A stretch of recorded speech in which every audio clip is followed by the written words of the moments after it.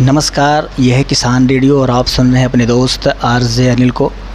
इस समय हम आ पहुँचे हैं संभागीय परिवहन आरटीओ फरीदुद्दीन सर के पास। हमारे साथ मौजूद हैं आरटीओ सर।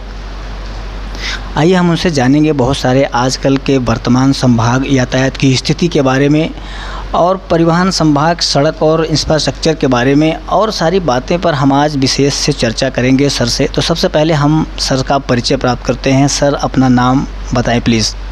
सर्वप्रथम तो किसान रेडियो चैनल पर के सभी दर्शकों को मेरा नमस्कार, और आपके इस चैनल के माध्यम से दर्शकों से जुड़ने के लिए और अपनी बात कहने के लिए मैं आपका बहुत आभारी भी मानता हूँ। और थैंक यू सर। अपने आप को मैं आभारी हूँ आपका इसके लिए। बहुत बहुत धन्यवाद सर, आपने हमारे साथ हमको धन्यवाद ज्ञापित किया, इसके लिए हमारी तरफ से भी आपको बहुत बहुत धन्यवाद है। सर, अगर हम सबसे पहली बात आपसे जानना चाहेंगे ये कि आप यहाँ तक आपको आने में आपका व्यक्तिगत अनुभव कैसा रहा, हम सबसे पहले श्रोताओं को इसी बात पर जानना चाहेंगे आपसे। थोड़ा इस पर आप प्रकाश डालें। देखिए, हम सभी जानते हैं कि जो हमारे देश में संघ लोक सेवा आयोग और राज्य लोक सेवा आयोग के माध्यम से अधिकारियों की भर्ती की जाती है। इस भर्ती का उद्देश्य ये रहता है कि जो हमारे देश में उपलब्ध जो बेस्ट ब्रेन है, जो आज प्रतिभावान लोग हैं, वो इस प्रतियोगिता के माध्यम से चयन होकर अधिकारी के रूप में भर्ती किए जाएं, और यही अधिकारी फिर प्रदेश के विभिन्न विभागों के अधिकारियों के मुखिया के तौर पर अपने जनपद को या अपने प्रदेश की गतिविधियों को संचालित करते हैं। तो संघ लोक सेवा आयोग चाहे राज्य लोक सेवा आयोग हो, इन दोनों के कंधे पर बहुत बड़ी जिम्मेदारी रहती है कि योग्य अभ्यर्थियों का चयन करके सरकार को कामकाज करने के लिए उपलब्ध कराएं। तो निश्चित तौर पर ये एक अग्नि परीक्षा होती है किसी भी अभ्यर्थी के लिए, किसी भी परीक्षार्थी के लिए, क्योंकि इस प्रतियोगिता में आप बेस्ट ब्रेन ही आना होता है, और कई जो स्तर होते हैं उस लेवल से फ़िल्टर होकर अभ्यर्थी इस स्तर तक अंतिम रूप से चयनित होते हैं। तो निश्चित तौर पर बहुत ही कठिन परीक्षा होती है और इसके लिए कड़ी मेहनत करनी होती है। अधिक से अधिक या लगभग कहूँ कि दिन का लगभग सारा ही समय प्रतियोगिता की तैयारी के लिए देना होता है, और एकाग्रचित्त होकर और अर्जुन की तरह एक ही लक्ष्य को देखकर, जैसे अर्जुन ने जो है मछली की तीर को ही लक्ष्य बनाया, उन्हें जब वो निशाना साध रहे थे तो केवल मछली की आँख के अलावा और कुछ नहीं दिखाई दे रहा था। तो इसी प्रकार एकमात्र लक्ष्य बनाकर और पूरे एकाग्र मन के साथ जब हम तैयारी करेंगे तो ये कठिन परीक्षा हमारे लिए आसान हो जाएगी और हमारा चयन हो सकेगा। मेरा स्वयं का चयन प्रथम बार में नहीं हुआ, जैसा कि बाकी सभी अभ्यर्थियों के साथ भी होता है। प्रतियोगिता को देखने, समझने और उसका अनुभव लेने में एक दो आपके चांस चले जाते हैं, लेकिन हर बार आप अपनी गलतियों से, आप अपने अनुभव से कुछ सीखते हैं, और जो गलतियां होती हैं उनको जब आप दूर करते हैं तो आपके व्यक्तित्व में जो परिवर्तन आता है, आप स्वयं उसको देखकर स्वयं ही इस बात को आप मानेंगे कि जो प्रतियोगिता की तैयारी के माध्यम से आपका व्यक्तित्व, आपका बौद्धिक स्तर बहुत, उसमें काफ़ी जो गुणात्मक परिवर्तन आया है। बहुत बहुत धन्यवाद, आपने हमारे श्रोताओं को अपने निजी अनुभव को साझा किया, इसके लिए हम आपको बहुत बहुत धन्यवाद देते हैं। अब हम आते हैं सर आपसे ही रिलेटेड सवाल को लेकर। तो अगर हम बात करें तो वर्तमान में आपके संभाग में यातायात की स्थिति कैसी है और यातायात सुरक्षा के लेकर नए कदम कौन कौन से उठाए जा रहे हैं? यातायात के लिए जैसा कि आप जानते हैं कि जो यातायात की सुविधा परिवहन निगम के स्तर से बसों के माध्यम से, उसके अलावा जो स्थानीय यातायात होता है वो ऑटो, टेम्पो, इनके माध्यम से भी संचालित होता है। तो इन सभी माध्यमों से यातायात करने के लिए, या फिर अगर कोई व्यक्ति वाहन अपना संचालित करना चाहता है तो उसके लिए फ्री पॉलिसी लागू है। तो कोई भी आवेदक अगर किसी भी क्षेत्र में अपना वाहन का संचालन करना चाहता है तो आवेदन करके उस मार्ग का परमिट लेके अपने वाहन को संचालित कर सकता है। और जहाँ तक दुर्घटनाओं की बात है तो उसके लिए राज्य सरकार बहुत ही गंभीर है। सड़क दुर्घटनाओं की संख्या में उत्तरोत्तर जो कमी अपेक्षित थी वो नहीं हो पा रही है, तो इसके लिए जनपद स्तर पर ज़िला सड़क सुरक्षा समिति गठित है और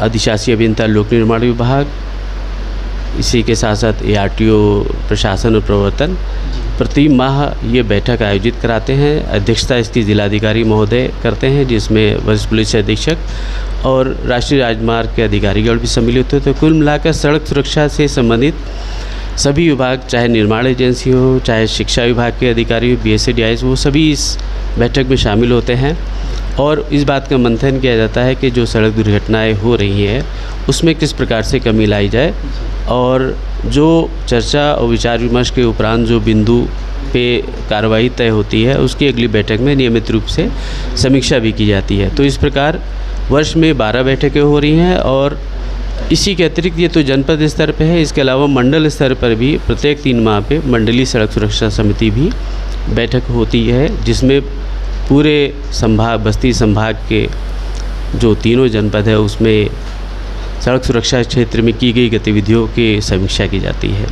इसकी बैठक, मंडलीय बैठक की अध्यक्षता आयुक्त महोदय करते हैं और हमारे पुलिस महानिरीक्षक महोदय भी इस बैठक में प्रतिभाग करते हैं। उनका भी हमें बहुमूल्य मार्गदर्शन और निर्देश प्राप्त होता रहता है। सर, हम इसी कड़ी में अगला क्वेश्चन और आपसे करना चाहेंगे और वो ग्रीन ट्रांसपोर्ट और प्रदूषण को लेकर होगा। तो सर, अगर हम बात करें तो ई वाहनों को बढ़ावा देने के लिए आपके विभाग में कौन कौन से कदम उठाए जा रहे हैं? देखिए, इलेक्ट्रिक वाहनों के प्रचार प्रसार के लिए, उसके अडॉप्शन के लिए और उसको अपनाने के लिए राज्य सरकार के द्वारा एक बहुत ही महत्वाकांक्षी योजना भी लाई गई है और इसके अंतर्गत इलेक्ट्रिक वाहन चाहे 2 पहिया हो, चाहे 4 पहिया हो, चाहे बस हो या ट्रक हो, किसी भी इलेक्ट्रिक वाहन को जब आप क्रय करेंगे, कोई भी वाहन स्वामी उसको जब खरीदेगा तो प्रदेश सरकार के द्वारा अन्य वाहनों पर जो कर लगता है, एक बारी कर जिसको कहते हैं 1 टाइम टैक्स, उससे पूरी तरह से छूट प्रदान की गई है।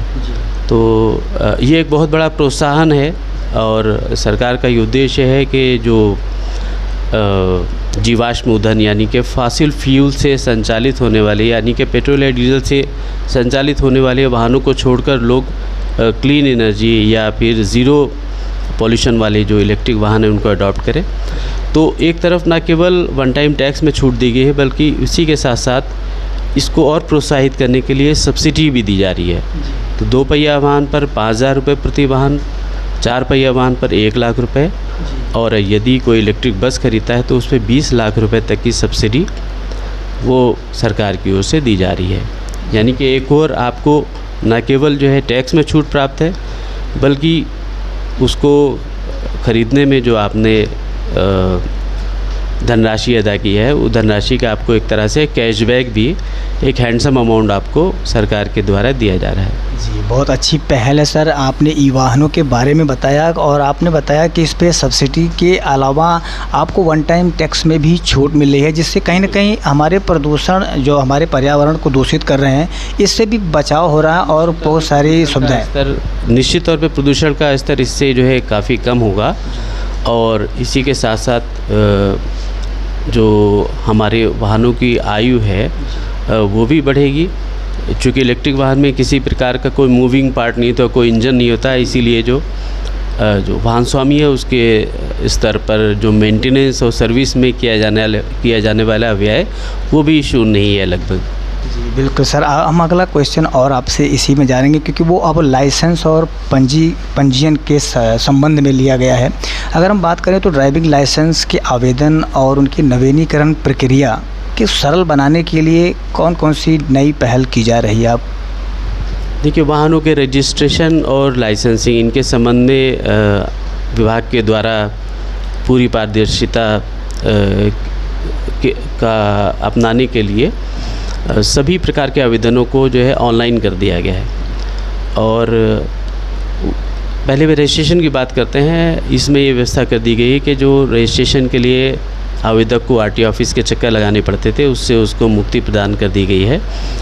आवेदक को या वाहन स्वामी को डीलर के स्तर पे ही जो वाहन के प्रपत्र हैं वो अपनी पहचान से संबंधित आधार कार्ड वगैरह उसको दे देना होता है, और डीलर के द्वारा ही ऑनलाइन पोर्टल पर सारी जानकारी को फीड करके पोर्टल से ही रजिस्ट्रेशन नंबर जनरेट कर दिया जाता है। तो इस प्रकार डीलर को भी सुविधा हो गई है, साथ ही साथ वाहन स्वामी को भी एक बहुत बड़ी सुविधा हो गई है, क्योंकि उसको एक सिंगल विंडो पर उसको डीलर के पॉइंट पर ही सारी सुविधाएं उसको मिल जा रही हैं। सेकेंडली एक और नई सुविधा ये भी हो गई कि अगर कोई वाहन आप गैर जनपद से आप ख़रीदना चाहते हैं तो भी उसके लिए आपको टेम्परेरी रजिस्ट्रेशन की अनिवार्यता है, उसको समाप्त कर दिया गया है। आज के डेट में आप किसी भी जनपद से वाहन खरीद करके अपने जनपद में जहाँ का आधार कार्ड है उस जनपद का आप रजिस्ट्रेशन सर्टिफिकेट उसी डीलर से ही आपको मिल जाएगा। सेकेंडली फिर लाइसेंस के केस में दो पार्ट होते हैं। पहले तो लाइसेंस प्राप्त करने के लिए लर्निंग लाइसेंस प्राप्त करना होता है। ये प्रक्रिया पूरी तरह से ऑनलाइन है, ऑनलाइन ही आवेदन करना होता है, ऑनलाइन ही शुल्क जमा होगा और टेस्ट भी ऑनलाइन ही हो जाता है। और आवेदक को लर्निंग लाइसेंस प्राप्त करने के लिए कार्यालय आने की बिल्कुल ज़रूरत नहीं है। लर्निंग लाइसेंस जब प्राप्त हो जाएगा उसके 1 माह के बाद परमानेंट लाइसेंस के लिए यानी कि ड्राइविंग लाइसेंस के लिए आवेदन कर सकते हैं। उसके लिए driving licence permanent driving licence प्राप्त करने के लिए उसको ड्राइविंग टेस्ट देना होता है, जिसके लिए ट्रैक बना हुआ है। वहाँ पे उसको अपना वाहन लाकर गाड़ी चला के दिखा देना होता है कि वो वाहन का भली प्रकार संचालन करने में सक्षम है और उसे यातायात नियमों की जानकारी है। उसके बाद उसको ड्राइविंग लाइसेंस जारी कर दिया जाता है। समक्ष 2-3 बिंदुओं को और रखना चाहूँगा आपसे माध्यम से, चैनल के माध्यम से आप सभी से दर्शकों से मैं अनुरोध करना चाहूँगा कि जो हमारे देश में भी और प्रदेश में भी सड़क दुर्घटनाओं की जो संख्या बढ़ रही है उसके लिए हमारी यातायात नियमों के प्रति जो है अवहेलना की जो एक प्रवृत्ति है वो उसके लिए उत्तरदायी है। हम सभी जानते हैं कि जो 2 व्हीलर चलाना है तो हेलमेट हमें ज़रूर लगाना चाहिए, लेकिन हम जानबूझ के हेलमेट नहीं लगाते और प्रायः जो 2 पहिया वाहनों से जो दुर्घटनाएं होती है उसमें सिर में चोट लगने की घटनाएं प्रकाश में आती हैं। और सिर की चोट बहुत गंभीर प्रकृति की होती है, जिसमें व्यक्ति के जान जाने की आशंका बहुत ज़्यादा रहती है। यदि वो ठीक भी हो जाता है तो भी वो एक सामान्य व्यक्ति का जीवन व्यतीत कर पाए, इस बात की संभावना बहुत कम रहती है। 2 पहिया में यदि कोई हेलमेट लगा भी लेता है तो केवल जो आगे बैठा होता है वही लगाता है, पीछे बैठी सवारी नहीं लगाती। तो लोग समझते हैं कि अगली सवारी उसी के लिए जो है लगाना अनिवार्य है, लेकिन नियमों के अनुसार जो पीछे बैठी सवारी है ख़तरा उसके लिए भी उतना ही है। विशेष करके जो महिलाएं हैं वो प्रायः हेलमेट नहीं लगाती। तो मेरा अनुरोध यही रहेगा कि जो पीछे बैठी सवारी है, आगे बैठी सवारी तो लगाए ही, ख़तरा सभी के लिए है, पीछे बैठी सवारी के लिए भी उतना ही खतरा है, इसलिए पीछे बैठी सवारी भी ज़रूर हेलमेट लगाए। हमारे देश में केवल हेलमेट ना लगाने के कारण 40,000 लोगों की मृत्यु, केवल एकमात्र एक जो 1.5 लाख व्यक्ति की जो मृत्यु होती है उसमें 40,000 लोगों की मृत्यु केवल और केवल हेलमेट ना लगाने के कारण होती है। 4 पहिया वाहन में सीट बेल्ट का प्रावधान है। हम लोग सीट बेल्ट लगाने में जो है कोताही बरतते हैं। यदि लगा भी ली तो ड्राइवर ने लगा दी, उसके बगल में बैठे सवारी वो नहीं लगाती, या अगर ड्राइवर ने भी लगा ली, जो चला रहा है उसके बगल में बैठी सवारी उसने भी लगा लिया, लेकिन जो पीछे बैठी सवारी वो नहीं लगाते। तो देखिए मेरा कहना है, जैसे मैंने 2 पहिए में बताया, देखिए ख़तरा, दुर्घटना होने पे ख़तरा, जान जाने का ख़तरा, घायल होने का ख़तरा, वो सभी सवारियों के लिए बराबर है। और नियमों में प्रावधान कर दिया गया है कि 4 पहिया वाहन में पीछे बैठी सवारी के लिए भी सीट बेल्ट लगाना अनिवार्य है। और जो वाहन निर्मित हो रहे हैं उन सभी वाहनों में एयर बैग्स के साथ साथ पीछे की सीट की जो सवारी होती है उसके लिए सीट बेल्ट की व्यवस्था की गई है। तो इसको हम अनिवार्य रूप से लगाएं, यानी कि जो 4 पहिया वाहन में जितनी भी सवारी बैठी वो सभी सीट बेल्ट अवश्य लगाएं, क्योंकि सीट बेल्ट लगाने से ही हम दुर्घटना से बच सकते हैं। और एयर बैग उतना इफ़ेक्टिव नहीं होते हैं, विशेष करके पीछे बैठी सवारी के लिए जो सुरक्षा का एकमात्र उपाय वो केवल और केवल सीट बेल्ट है। तीसरा एक बहुत बड़ा कारण है ओवर स्पीडिंग। हम लोग ज़्यादा तेज़ चलाते हैं, ओवर स्पीडिंग कभी ना करें। सबसे बड़ा कारण यानी कि जो 60% मृत्यु होती है वो केवल और केवल ओवर स्पीडिंग के कारण होती है। एक अन्य कारण है ड्रिंक एंड ड्राइव। लोग जो है शराब पी के वाहन चलाते हैं, उससे न केवल वो स्वयं दुर्घटनाग्रस्त होते बल्कि दूसरे लोगों के लिए भी दुर्घटना की वजह बन जाते हैं। और आपको मैं बताना चाहूँगा आपके चैनल के माध्यम से कि यदि कोई व्यक्ति ओवर स्पीडिंग करता है या शराब पी के वाहन चलाता है तो ऐसी स्थिति में उसका ड्राइविंग लाइसेंस को निलंबित किया जा सकता है। यदि बार बार वो इस घटना को जो है पुनरावृत्ति करता है, बार बार लापरवाही करता है, बार बार ओवर स्पीडिंग या शराब पी के वाहन चलाता है तो उसका ड्राइविंग लाइसेंस निरस्त भी किया जा सकता है। तो मेरा आप सभी दर्शकों से अनुरोध है कि यातायात के नियम जो बने हैं वो ज़रूरी नहीं है पुलिस खड़ी हो डंडा मारे हमको जो है वो फोर्स करे कि हम इसको माने, बल्कि ये हमारी अपनी सुरक्षा के लिए बने हैं। तो हम अपनी सुरक्षा के लिए स्वयं जो है यातायात के जितने भी नियम हैं वो उनका अनुपालन करें। किसी और को हमें उसके लिए कहना पड़े तो हमारे लिए इससे बड़े शर्म की बात कोई और नहीं होगी। बिल्कुल सही कहा आपने सर। अपनी सुरक्षा के स्वतः हम जिम्मेदार हैं। हमें अपने अंदर वो मेंटालिटी लानी होगी कि हम सुरक्षित हैं तो पूरा जग सुरक्षित है, वो अपने अंदर डालनी पड़ेगी। बहुत सारे संदेश आपने अभी सुने होंगे। हम अपने दर्शकों को अपनी तरफ से भी बताना चाहते हैं कि यदि आप 2 पहिया वाहन चलाते हैं तो आप हेलमेट का प्रयोग ज़रूर करें, और अगर अपने पीछे भी कोई सवारी आप ले जा रहे हैं तो आप भी उस सवारी को भी हेलमेट का उपयोग करने पर बाध्य करें। बहुत बहुत धन्यवाद सर, आपने किसान रेडियो को अपना अमूल्य समय दिया। धन्यवाद। आपके चैनल के माध्यम से मेरी बात आप सभी दर्शकों तक पहुँच रही है, इसके लिए किसान चैनल और आशीष जी का बहुत बहुत धन्यवाद।